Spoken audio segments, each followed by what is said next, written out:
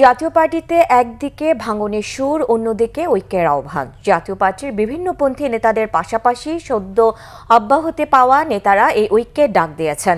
হুসাইন মোহাম্মদ এরশাদের মৃত্যুবার্ষিকীতে জাতীয় পার্টির নেতারা অতীতের জন্য ক্ষমা চেয়েছেন। সেই সাথে পিআর পদ্ধতিতে নির্বাচনের আহ্বানও জানান নেতাদের কেউ কেউ। রিপোর্ট ফররুখ বাবুর।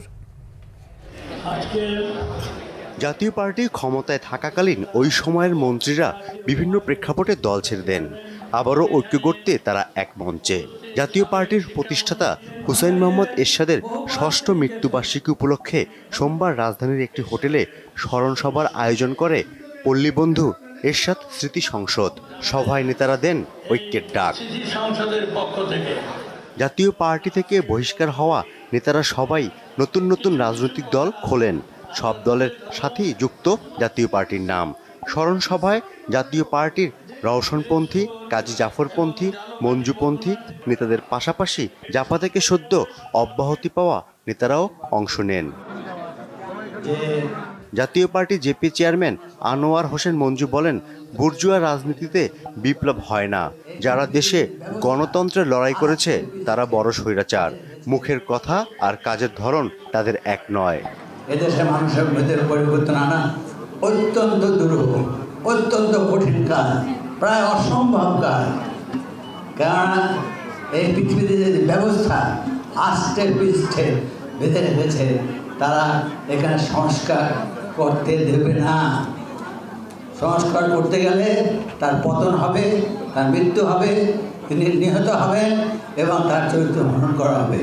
এ সময় ক্ষমতার রাজনীতিতে জাতীয় পার্টিকে প্রভাবশালী করতে ঐক্যের আহ্বান জানান রওশনপন্থী জাতীয় পার্টির মহাসচিব কাজী ফিরোজ রশিদ।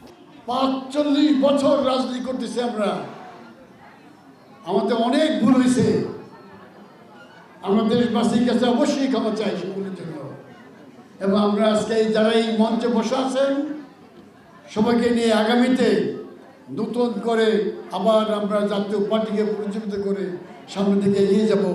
জিএম কাদেরের সমালোচনা করে জাপা থেকে অব্যাহতি পাওয়া আনিসুল ইসলাম মাহমুদ বলেন, সংস্কার কমিশনের প্রস্তাবিত সংস্কার ৩৬ বছর আগেই জাতীয় পার্টি করেছে। আপনাকে দেশে শান্তি শৃঙ্খলা আনতে হবে, আইনের শাসন প্রতিষ্ঠা করতে হবে। কেবল তখনই আমরা নির্বাচন চাই। আমরা আগের সেই ঘটনাগুলোর পুনরাবৃত্তি চাই না। আপনারা বলতে পারেন আপনাদের সময় কি হয়েছিল। আমরা স্বীকার করছি আমাদের সময় অনেক কিছু ভুল হয়েছে। ভুল হয়েছে বলে সেই ভুল সারা জীবন চলতে পারে না। সেই ভুলের ইতি টানতে হবে, কারণ এতগুলো ছেলে তাদের জীবন দিয়েছে, সেই জীবন আমরা বৃথা হতে দিতে পারি না। রাজনৈতিক স্বার্থে জাতীয় পার্টিকে বারবার ভাঙা হয়েছে বলে ক্ষোভ প্রকাশ করেন নেতারা। তবে স্বচ্ছ জাতীয় নির্বাচনে পিআর পদ্ধতির বিকল্প নেই বলে জানান জাপা থেকে অব্যাহতি পাওয়া মজিবুল হক চুন্নু।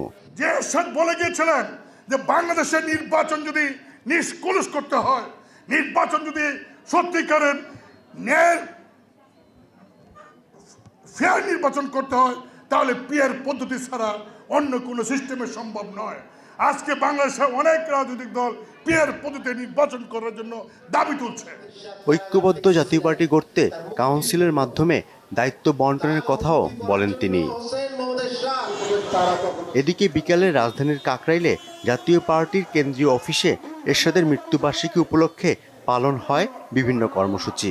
এর আগে সকালে দলের প্রতিষ্ঠাতার প্রতি শ্রদ্ধা জানানো হয়। এদিন সকালে রাজধানীর সেগুনবাগিচায় স্মরণ সভা হয়। এদেশের উন্নয়নে এরশাদের অবদান অস্বীকার করার কোনো সুযোগ নেই বলে মন্তব্য করেন জাতীয় পার্টির মহাসচিব কাজী মামুনুর রশিদ। ফররুখ বাবু, বাংলা ভিশন, ঢাকা।